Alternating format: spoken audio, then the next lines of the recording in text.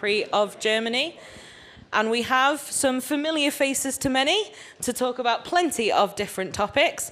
So obviously a new exciting era for the sport as a new chapter begins. And so we have Massimo Rivola, the CEO of Aprilia Racing, joined by Davide Brivio, the team manager from Trackhouse MotoGP, of course Aprilia independent team. Pit Byra, KTM Motorsport Director, joins us, as well as Hervé Poncharal, the boss of the Red Bull KTM Tech3 team. And then of course Alberto Puig from the Castrol, oh, I've done you the wrong way around there, haven't I? Honda HRC Castrol, factory team, of course, and Lucio Cecchinello from Castrol and Idovitsu Honda LCR.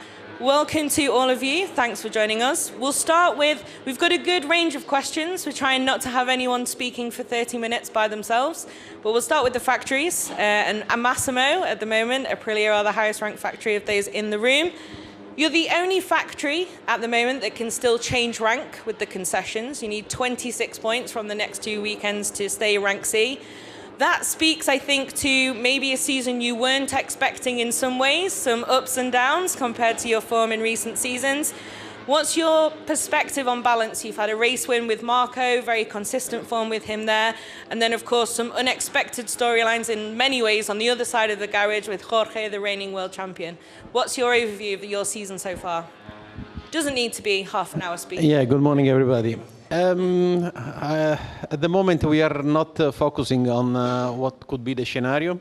The focus is the performance. So I don't think that we are aimed for that. I think we will stay where we are. At least we are pushing to stay where we are. Obviously, if that will not be the case, there will be some advantages eventually for the future, but we don't care much about that. We are focusing on pure performance. And in terms of your season so far then, what would you say about it overall? Obviously ups and downs, but now really a lot more ups. Obviously, you know that it didn't start as expected, and at the end we raced with one test rider instead of the race riders. And so far was quite a decent first half of the season. I think that the performance was almost there since the beginning, but not the results. Now we are getting some good results. Still is not enough, obviously, but considering overall that most of the development was done by Marco himself, so it was quite a good job from him and from the All Noale company. And that race win, of course, congratulations for that. So Pit, we'll move on to you as the next factory. Yeah, sorry, we've got to play past the mic. So obviously KTM, tough start for the season off track. Lots of talking points there, but on track, it's been a pretty consistently good year. You're missing that podium after Maverick was nearly there in Qatar, of course, for the Tech3 team. But what are you missing to take that final step, and what would you say about KTM's year so far?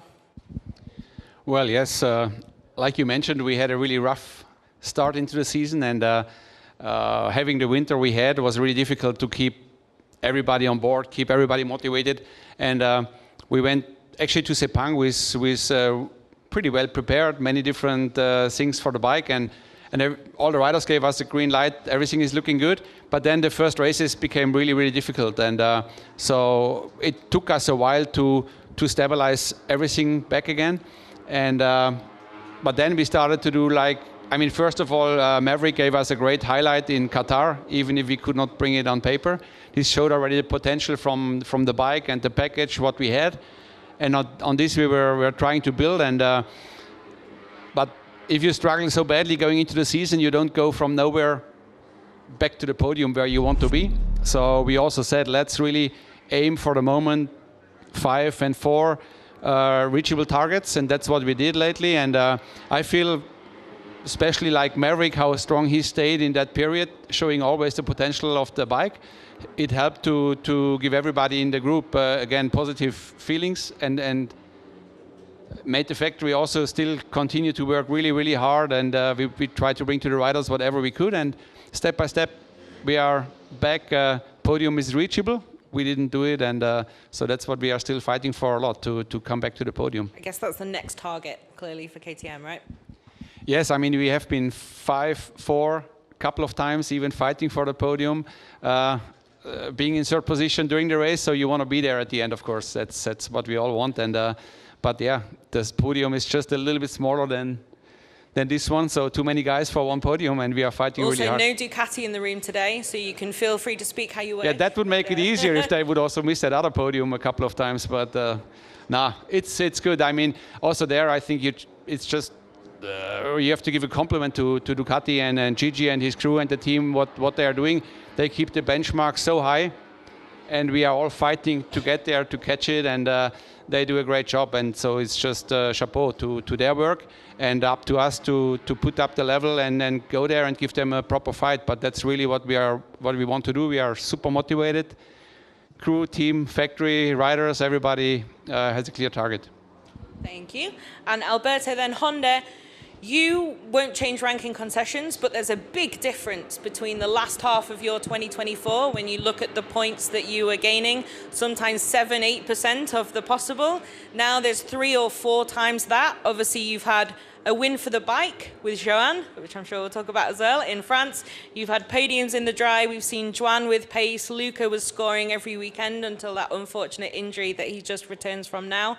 What's your overview of the season so far? And are the concessions really important to Honda as something they've been able to use to make those steps and the progress we've seen? Well, I think so far is going the way we more or less expected. It's not fantastic, but it's not going backwards. And I mean, the expectations we have with the bike are, I mean, we are understanding how to get them fixed. Important is to know which are the weak points of your machine, and we know them.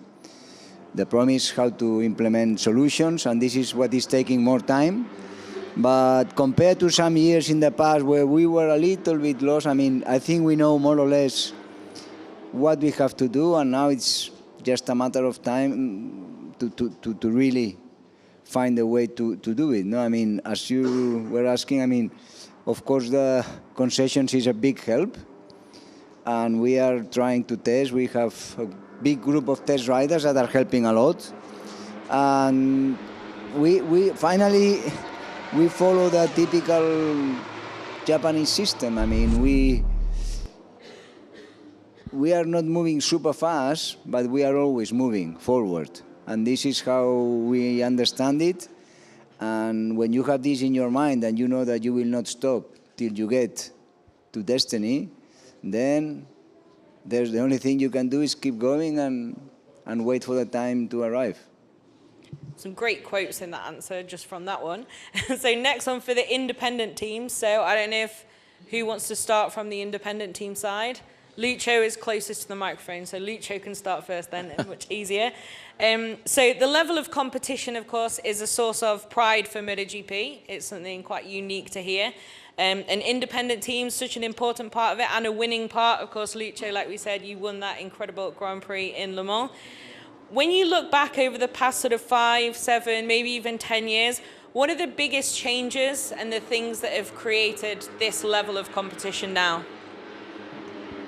Compare 10 years ago, you mean? I think when it was you as well, no? When Cal Crutchlow won, it was the first independent win for maybe 10 years, and now we've celebrated many of them. What are the biggest things that have contributed to this level? Yeah, definitely. The biggest contribution, of course, has been done by the manufacturer, because the manufacturers, in general, in the MotoGP classes, the manufacturer now provide much closer technology, much better material. I mean, the same material, we are using the same motorcycle specification, motorcycle evolution parts. So that's allow us to be more competitive, definitely, and then eventually, when we have some luck, achieve some great result. Look, the gap went up by 10 seconds. Was a luck in terms of in Le Mans we had a stunning victory, but also because we were lucky with the race strategy, with the tire pickup and stay on the track, and that was a quite unexpected victory. What was more unexpected for us was the result in Silverstone. The performance in Silverstone, the podium wasn't expected, but again I think that there was a bunch of very competitive riders struggling with the front tire, the soft front tire. We could use the soft front tire. The other very competitive rider with the other manufacturer couldn't really use the soft front tire. They needed to swap for the medium front tire. That weekend, that Sunday was very cold, so finally we could have a good race. But I always said to my guys, and also to the rider, we need to stay with the feet on the ground, because we know that we are going again on tough time, and that unfortunately it was the case. As Alberto said, we are improving the bike. We are working very, very hard to close the gap with the competitors. We know where we have to focus to work to improve the bike, but still there is some gap and work to be done. Well, as we know, all teams now work so closely with the factory as well. So we'll move on to Davide to answer that question. Oh, we've got two mics, excellent. So yeah, from your perspective then, obviously Trackhouse, newest team on the grid as well, but you've been a real veteran in the paddock for many years with lots of success as well. What do you think are those changes that you've seen build this level now of competition between everyone on the grid? Yeah, no, the MotoGP, of course, is evolving, and as Lucio said, one of the biggest changes that now almost all independent team, they can have similar equipment as the factory team, let's say as soon as possible. But anyway, the starting point is the same, and this is very important. And of course, the MotoGP has changed a lot in the technology, no? The aerodynamic, the devices, and all these things makes this category a lot different from technical point of view what it was like 10 years ago or 7-8 years ago. And that is only positive, interesting. Maybe we should be better on communicate more these things, no? To emphasize more of this changing and lots of big technology that we have. But for sure, the MotoGP, the engineers, and they did a great job in this last 4 or 5 years, evolving and changing drastically the bikes, no? The level of the bike. And this, of course, for independent team, it gives more, let's say, hopes, if you like, even if it's still very hard. And in this moment, of course, I fully agree with Pete. Chapeau to Ducati for the job they have done. Oh, they're not even here. Yeah, no, I know, but of course they are dominating now the category, and of course it's good for them, and it's an award for the job they done. But of course, if you're not in Ducati, that's difficult, no? It's a challenging to catch up, and so that's why, despite we all have factory equipment, it's difficult to reach the top position. But that's a part of the sport, and this is what we have to work for. Okay, so thank you. So Hervé, again, please, a little rock and roll, but within the confines of a press conference. I'm last already, I'm last. That was pure luck of the draw, unfortunately, with the microphones. But Pitt's already mentioned Maverick, who, of course, has been a real standout this season as well. Him and Pedro have really led the scoring for KTM Machinery. You must be happy to see that performance. What have you seen as the biggest differences? You've also changed quite a lot in your team, of course. You've gone from Yamaha previously to then KTM Machinery, still in that front group. What's your perspective on it? Oh, I think, it's, as Lucio and Davide mentioned, it's great to have the possibility to fight with everyone. We remember when there was a championship and a B championship. And right now, everybody is on the same level. We have to say chapeau also to our factories, because they give us the right support, and we can't complain on that. Because of the factory equipment we all have, I think we can also attract top riders. And this is what you see with us, to have Maverick Viñales and Enea Bastianini. We should say get well soon to Enea as well. Yes, not here at the moment I yet. spoke with him this morning, and he feels much, much better. And I can tell you he would love to be with us. And hopefully, fingers crossed, he will be soon with us. I don't know if it will be in Germany or in Czech Republic, but he's working hard on that. Anyway, to have this caliber of rider, this is also something that is helping you to get the result. So far, as you mentioned, the two leaders for the KTM brands are Maverick Vinales and Pedro Acosta, one in the factory outfit, one in the independent team, that is showing that we are, on the same level. And I am very happy with the season so far. There is a big blow that was Qatar, because we've been dreaming the whole race when we saw finally Maverick checking the finish line in P2. We were in heaven, and we couldn't enjoy until the end of the weekend. But this is showing that the package and the rider, they are ready, they are there, and this is just hopefully related to time to also be on the podium. But everything is possible. I don't want to mention the name you don't want us to mention, but we are pushing to be in front, even though we are not on that name. I don't know who. We don't have anyone blacklisted, I can promise. Start by a D, finish by an I. Okay, no. Of course you're welcome to mention them. I just enjoy how you're so ready to share the platform. Okay, thank you, Hervé. Perfect. So we'll go back to Massimo from the factory point of view again. Well, all of you. Looking ahead to, obviously, new era in 2027. Lots of changes in the regulations, also the tyres. What do you think from the Aprilia perspective, or more generally, what will make the biggest difference? What will be the biggest change? Or is it everything at once? Yeah, I think we change really everything. The more, in a way, scary one are the tires, because it's the one that is the less at the beginning under our control. I'm super positive about all the changes. I'm super positive also for Aprilia Racing to be a title contender for that era, because I think our company now is quite efficient in how to develop and be very fast in bringing ideas and putting ideas on track. So can't wait to be there. But first of all, now we are focused on 25 and even more on 26. So Pitt, will be the same question for you. Looking ahead to 2027 in KTM's view of the future, what do you think would be the biggest changes? I think first of all, it's a great compliment again that what 27 will come, like the Liberty Media, coming here. I think is a compliment to Dorna, and the great work has been done in all the years. Also for all the manufacturers, that we get the trust from this great company to lead us into the future.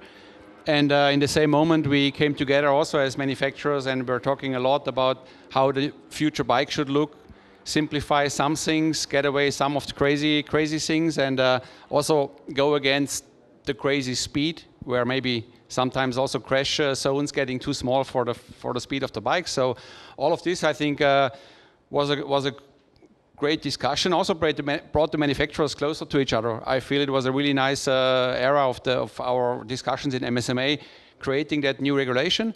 And there is a super cool regulation in place. We are all already working on these bikes, and we can't wait to bring these new bikes out there and then compete.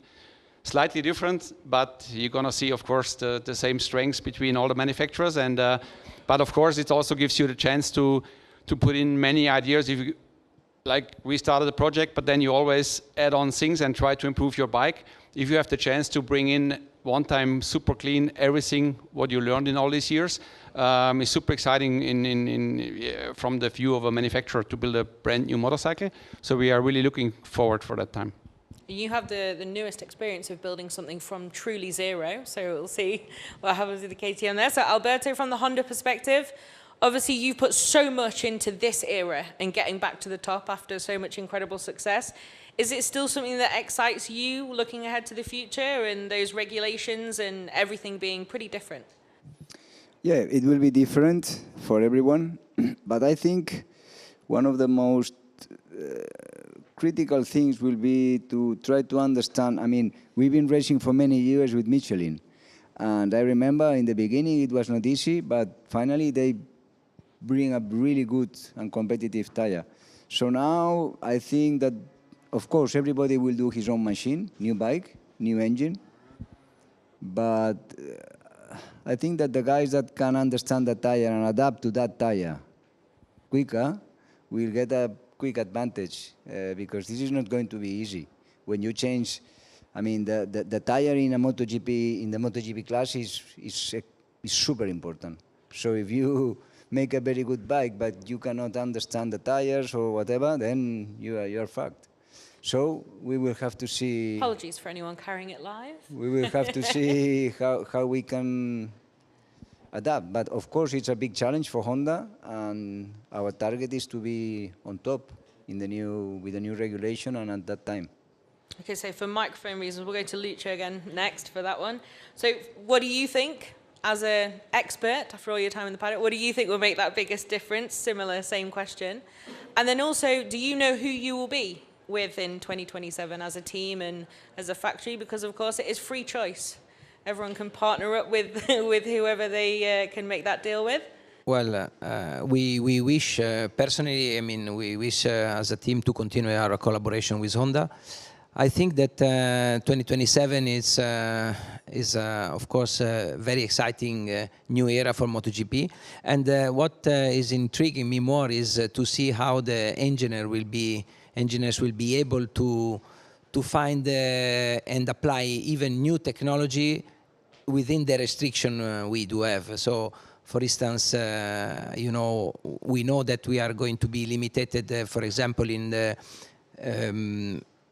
all the aerodynamic appendices, you know, but I'm sure that the engineers will find a way to maximize, you know, downforce and then ground effect and so on within the limitation. And also, we reduce the engine capacity. We are going to reduce the engine capacity to try to reduce the very high speed of our bikes that nowadays is, you know, there are 366 kilometers per hour is an amazing top speed record, and then, but I'm sure that within a short time, you know, the technology and the new ideas will come, and the bike will be even more competitive than now. So Davide, same question to you. You're obviously also a veteran of the paddock, like we said. What do you think will be the biggest change in 2027? And do you know what the future of Trackhouse will be then in terms of your manufacturer partnership? Yeah, of course, it's a big change in 2027, and it will be exciting also because, anyway, there will be all new bikes, so it will be all bike the same, I mean, within the same factory, same as now. And so, yeah, very interesting. Normally, when there is a change of regulation, there are also change of, let's say, balance, no, within the competition.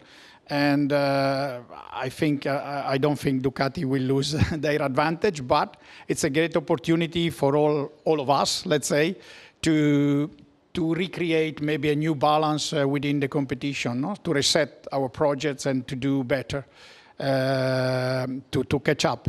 And in terms of Trackhouse, at the moment we have a contract with Aprilia expiring at the end of 26, and we will start soon to discuss about this. And I think also, as a Trackhouse, what we think is like, it's a new team. We just came last year. It's a kind of the first 3 years, the first cycle, just to get in as a starting point for the project. And then we're very excited because from 27 we can open up, let's say, the second cycle of our team. And so, yeah, it's very interesting time. We try to learn for these 3 years what we can do better, what we can improve, and try to put everything into the 2027. So, of course, it's very exciting. So, Hervé, what about you? And we'll ask you the next question first, even though it's for all, so you don't have to go last. It's also quite relevant for you, but go ahead. No, I think, as Lucio and Davide said, it's going to be very interesting because we are going to start all from scratch. And this could be leveling, you know, all the factories.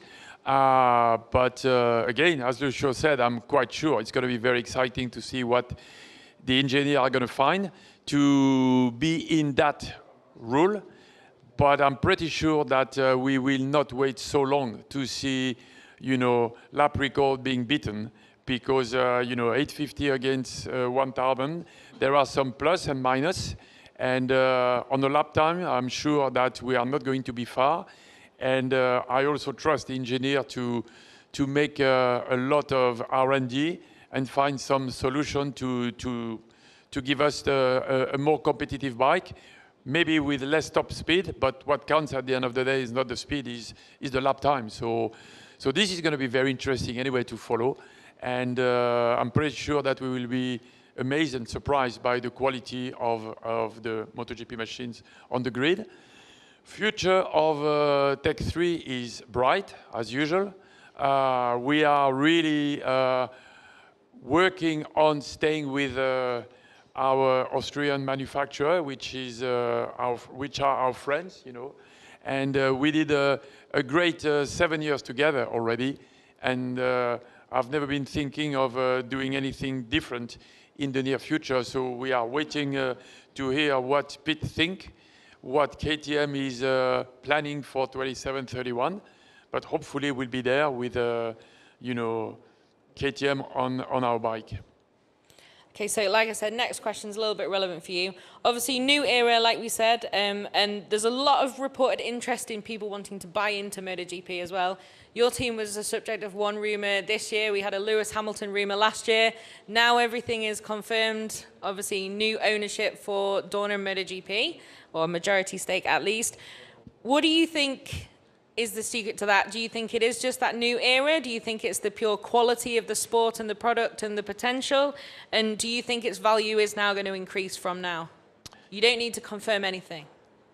There is nothing to confirm anyway. No, but I believe, you know, we are at a time where a lot of the planets are aligned at the moment, you know. We got the final confirmation from Liberty Media that they got the green light from the European Commission, so now everything is clear, which is clearly fantastic for the show, for the sport. We also see year after year we are breaking records. I think in 25, maybe except Silverstone, we have record attendance on every single race since the beginning of the championship. 4, but a lot of them have been near record. Okay, but anyway, Yes. the attendance is there. The TV figures are also very competitive, very exciting. And for sure, with the plus Liberty Media will bring, because they will bring a plus, they have the expertise. They've been trying many things in Formula One, and although not everything can be applied in MotoGP, this will be for sure a big boost. So, you know, this has attracted people that think MotoGP is going to grow. Then every single actor on the MotoGP grid will also eventually grow. But to grow, you need support, financial support sometime. And there are, I think, investors that are checking what are the possibilities in the MotoGP, on the MotoGP grid for factories and for independent team too. And I think this is very good news, you know, because sometimes, you know, the weight on your shoulder is too big for you. All of us here, especially Lucio and myself, you know, we started with a van, and we've been growing. But at some stage, you know, maybe sometimes you need help to carry on being competitive on track and off track. And also the off track evolution will be quite big with Liberty Media. The paddock will improve. Each single company, each single team will need to be more competitive on the marketing side, on the commercial side, on the hospitality side. So clearly, to have investors knocking at your doors is something which is interesting and that make you wonder and sometimes make you dream bigger. And we promise we've not paid him to say that. If we could get then Pitt's perspective on that. From a factory side, it's also an interesting new chapter, a bit different from the factory perspective to an independent team perspective, I guess. Yes, of course. I mean, we have a different scenario because it starts already one big step earlier. We need to create the bikes and the machinery for the whole paddock. So manufacturer has a big load to have a competitive MotoGP bike in this paddock. And for us, especially under the pressure we have been this winter, it was quite refreshing to see that this new direction of MotoGP, that we are so attractive that investors from outside and out of the financial world, but also out of the industry are coming and asking if they could buy shares from a MotoGP team or project. I think that's super positive for all of us, because if we can reduce the load for a single manufacturer. What's needed to build a MotoGP machine, you need quite many great people to build such a bike, and the effort is huge. And we love to race, and we love to build the best possible motorcycle. But of course, if we can transfer slowly a MotoGP project into a business case because investors are on board, Liberty Media will make a better future for us in terms of publicity, marketing. You can maybe also increase sponsorship money. It's a very interesting era for MotoGP to work on pure investment from one manufacturer into the project. To work step by step to make it a business case into the future. And that's new to us. That's a new experience, but super positive and very welcome between all of us and the whole paddock. And it will make us more professional and also, I think, make the show as big as it should be. If you imagine what these riders are doing for us out there, they are risking their life. They are going over 366. Before the knee was just down, then the elbow, now the shoulder. I mean, even the head is down there when they go around the corner. So that's so crazy what these guys are doing, and I think the publicity around it and the audience cannot be big enough to give also respect to all our athletes. And I'm really looking forward to this new time in MotoGP, and you can already feel this energy is coming into the paddock. I'm feeling it. Everybody is right ready now. to go, and so let's go all together. Perfect. So Davide, American perspective, not yours as an individual, of course, but the team. You guys, of course, as well have your NASCAR project. What does Trackhouse see from this new era? Yeah, no, of course, as I say, we are new. So in one sense, is a Trackhouse in this first period is trying to understand, no, and to learn what is MotoGP. And it's very interesting because there are things that maybe we can see positive in a NASCAR world, but also from NASCAR, they looking at MotoGP. There are few ideas that could be transferred there. So we kind of matching the two words. But yeah, we are realizing that it's a racing, but it's different, you know. So NASCAR, of course, they only race in America, and it's a different type of sport compared to MotoGP worldwide, and different logistic problem, traveling problem. I mean, different ways of working. But yeah, I mean, as a Trackhouse, we are all very excited. Trackhouse, our, let's say, management, our holding, they're very excited about this project. It's a great opportunity to get Trackhouse also well known around the world. And then this can be also positive for the American market, NASCAR. So it's one of the Trackhouse, let's say, target to expand activity in the motorsport. First is the NASCAR. Trackhouse is very new because it all started in 2021 with the NASCAR team. One car at the beginning, then we're 2-car team. From this year it became 3-cars team, and MotoGP added on top. And maybe Trackhouse in the future can do, I don't know, something else, depend on opportunity. So the idea is to expand in the motorsport. But okay, in this moment, as far as concerned myself, I'm concentrated only on MotoGP. And but for Trackhouse, it's quite an exciting time. Also, we coming from few victories in the last rounds in the NASCAR. And so this is making pressure to MotoGP project, but anyway, that's only positive. Well, you got your first rostrum visit here last year. You got your first podium visit here last year in the sprint, so maybe... Yeah. So, okay, moving on to Massimo then. Aprilia, and I guess Piaggio behind you as well. What's your perspective on this new chapter? Something pretty exciting, especially as... I think we all have quite a bright future. I think MotoGP has a bright future. Clearly, the job that has been done by Carmelo and Dorna was great. Otherwise, Liberty wouldn't pay that more than 4 billion. So, and now they need to maximize the investment. So, in a way, it's good for us because they need us to make it better. I think that MotoGP should become even more aspirational than now. I think that I fully agree that our riders are superheroes, and so there are a lot of activities maybe that we can create to make them even more superheroes. And when we will get this kind of achievement, maybe a bigger sponsor will join the paddock, and then we will get all benefit from it. And Alberto, anything to add from the Honda perspective? Oh, we've Well, got to win out one. I mean, it's clear it will be new. I think, well, we all know, I mean, Honda was here when the championship started in the 60s.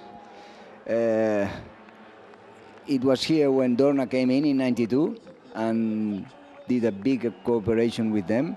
We've done a lot of cooperation with Dorna.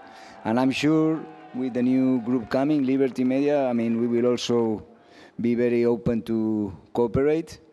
I think everybody understands who is Honda and what has Honda done for the championship throughout the years, all the things they did in all classes. So yeah, we are confident for the future, understanding that what was done in the past was really important, what Dorna did. It was a fantastic job. That's why we are here today. And yeah, we will see. It's going to be challenging and I think very, very thrilling for everybody. Okay, Lucio, if you're not going to cry at not being asked, we're going to move on to questions from the floor. Is that okay from the media? Yeah. Because we're now... I know I've been talking that's forever. fine. So have you. That's fine, no problem. Do you want to add anything from the LCR standpoint? No, just super excited for and looking forward for working harder and closer with Dorna and Liberty Media. Perfect. The anti-Poncharal approach to a quote. Thank you very much. Thank you. Have we got any questions from the floor then? Simon Patterson from the race. Massimo, it sounds from my colleague Mala Chergalez's story this morning that Jorge Martin's future is decided now with Aprilia. Does that mean that Brno is doubly important because it's a chance for a restart to put the last 6 months behind you guys and to concentrate on working with him? Well, regarding the future, I have no news. My position, our position is still the same from day one. I think we didn't move by a finger on that. So for us, there are no news because we think that the future is already fixed. Obviously, we are quite focused on that. We are looking forward. We can't wait to see him back. We will give him his time. We said already last time, take your time. It was not enough, maybe. Now we give him even more than he needs. So I tell you that in Misano, he was ready to have a very last run. And I said, I think it's okay like this. And he stopped. So I'm super positive. Thank you. And Pit, we heard some positive news this week from KTM's new partner in India, Bajaj, about the kind of the future of KTM racing. Is that some good news for you, some reassurance for your department? Yeah, of course, I saw also these news, and they are good news. And it's like, I mean, the company is really rebuilding, and the good news was we had a great first half year, even in a difficult situation. This is a good basement for the future. We sold more than 100,000 motorcycles in the first half year. That's looking all good. And but I have a great relation with our new CEO, Mr. Neumeister. He's a racing fan, and we are planning the future. That's all I can say. And it's also from the very first moment our partner, which we have since 18 years. It's not a new partner, it's our long-standing, very strong partner, Bajaj.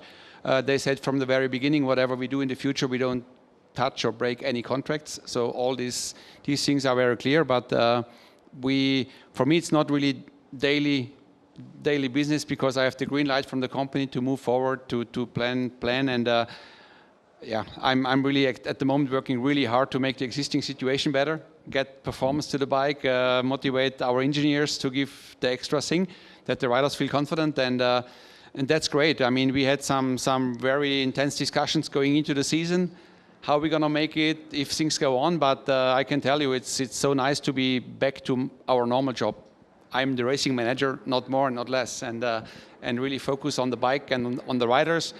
And if you sometimes feel you could lose that whole part for many years of building, it's so nice to get it back and just do that racing work what we all love. And yeah, that's what we are enjoying. But company is looking good.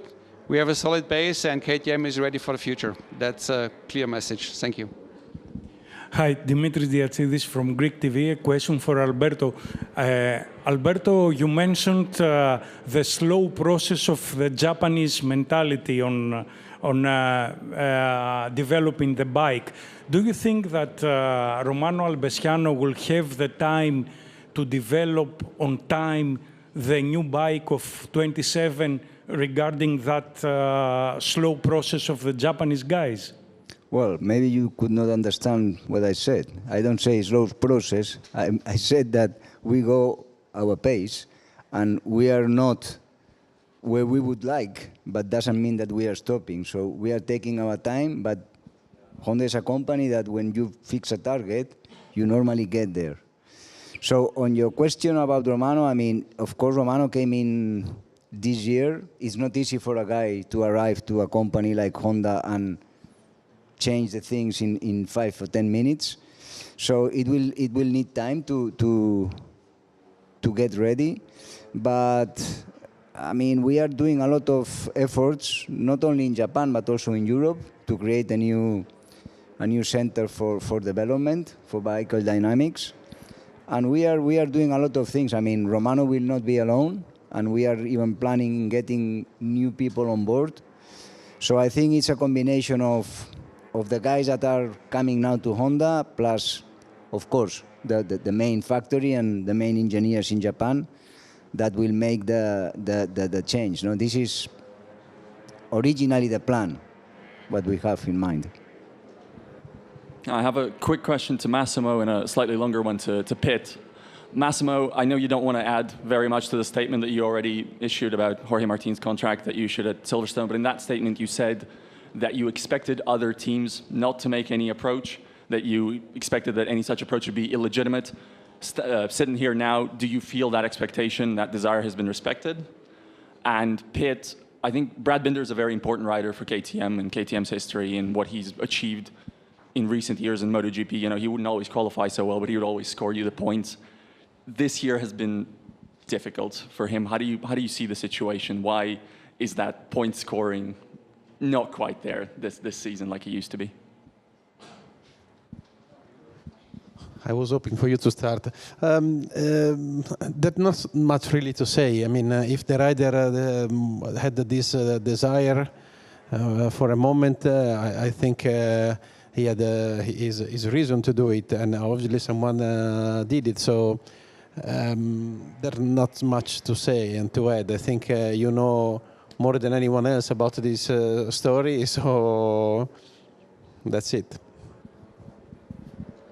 Yeah, and we are definitely not happy with the performance we are having together, Brad and ourselves, and he struggles more to get this package to work, and that's now our job to give him confidence back. And the class is so dynamic, and yeah, that like every year the bike gets faster and faster, and also you need to adapt your riding style, and then you do steps to the bike which is absolutely not fitting maybe to one rider, and that's what we're facing with Brad. He's just not getting the feeling what he needs to ride his performance, and we had nobody really happy and performing, so we had to get like through Maverick, we managed to get him happy and performing.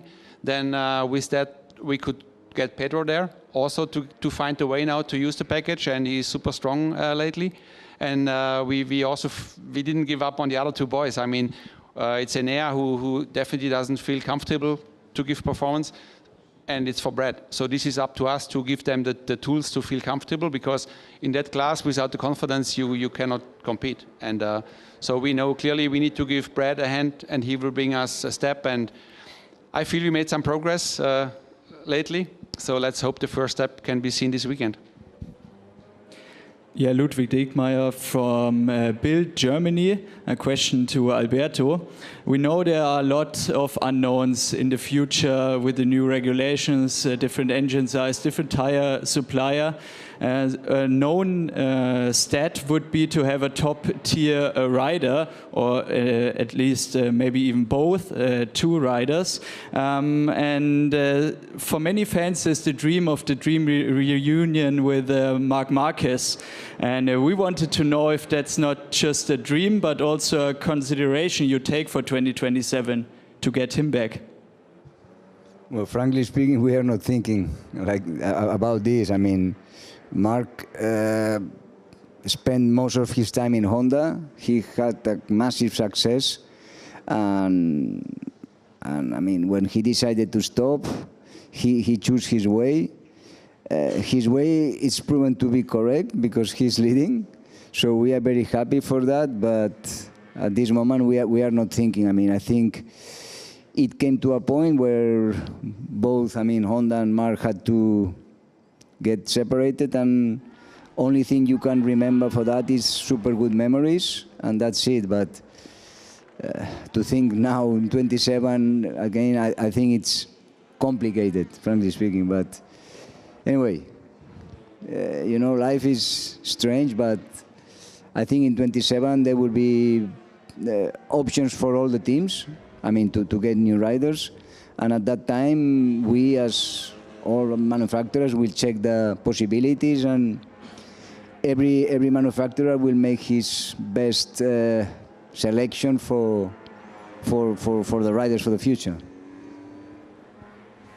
Okay, so a bit of a long one.